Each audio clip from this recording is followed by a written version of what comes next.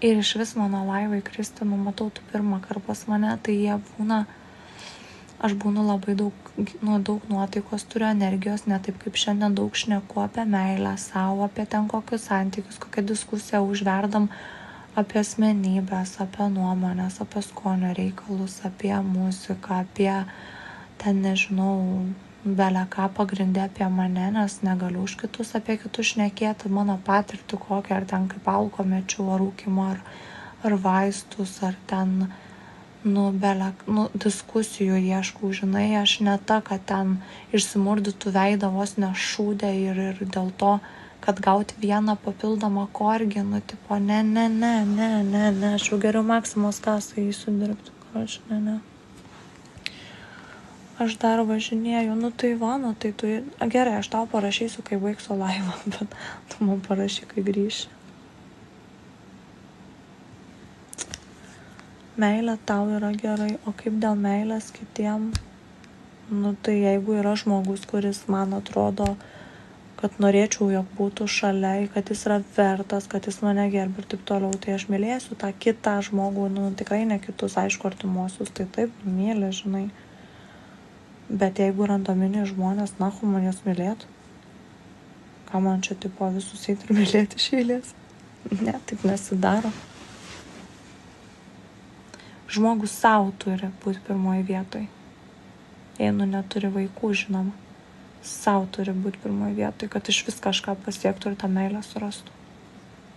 Tinkama. Labas, Dainiau. O čia Laurutė. Ne veltui Laurutė. Koks vardas toks ir charakteris, a ne Laurutė. Labas, Milo. Ai, Žirnis, čia labas, Žirni. O kokia dyva. Vat, blėt, aš zaibysdama, karočia. Ne, šiandien šiaip labai kaltę ant savęs jaučiu, šiek tiek pikstuosi su savim, tai gal dėl to tokia rami esu.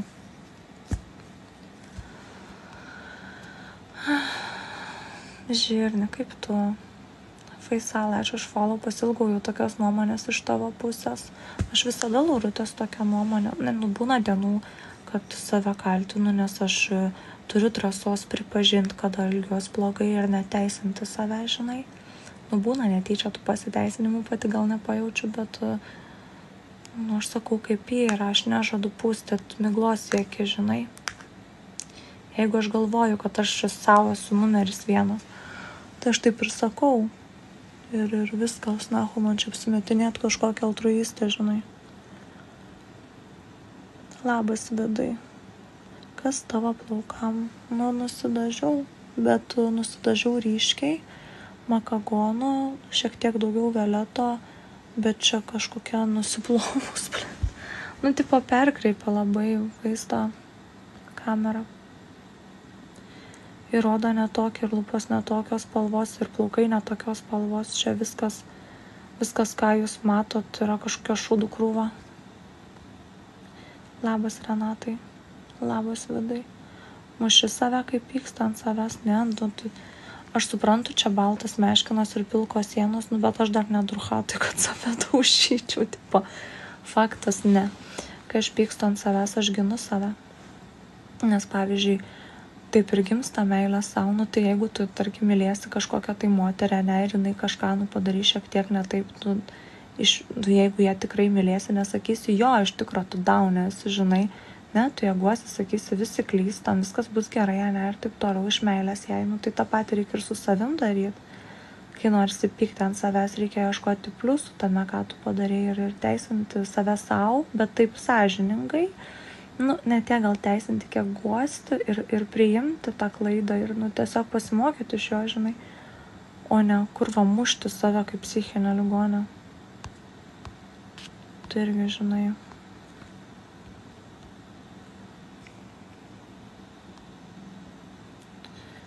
Galvau, gliūčinam. Ne, nusidažiau, bet labai gaila, kad jūs nematot, kaip iš tikrųjų gražiai atrodo. Jau šiandien į mokyklą kirpėjų. Tai vau, kaip mokytojas išgyrė viską. Mama sako, nedažyk. Veidas kažkoks išbalė, aš atrodo, susirgčiau. Tai gerai kaip realybėje, pysė kaip gražiai. Tai va, fainiai labai. Ir mama pamatė, kuris sakė nedažyk, sako, oho, tipo, geras, gerai padarai, žinai. Tavo gražios akys. Jo, iš tikrųjų, ir ypač su tas spalva jos labai išryškėjo, žinai. Tai vat, tai buvo vienas huienas. Nekalbam apie durchatą, rimti reikalai.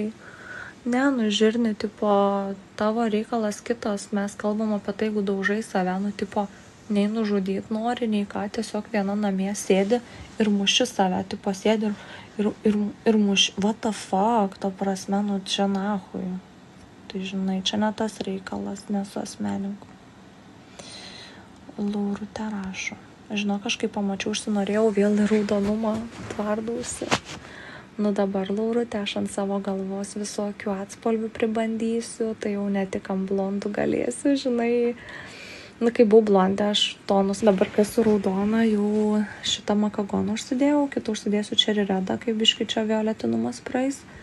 Nes jeigu ant viršus uždėsiu, tai bus dar violetinumą, bus jau per daug.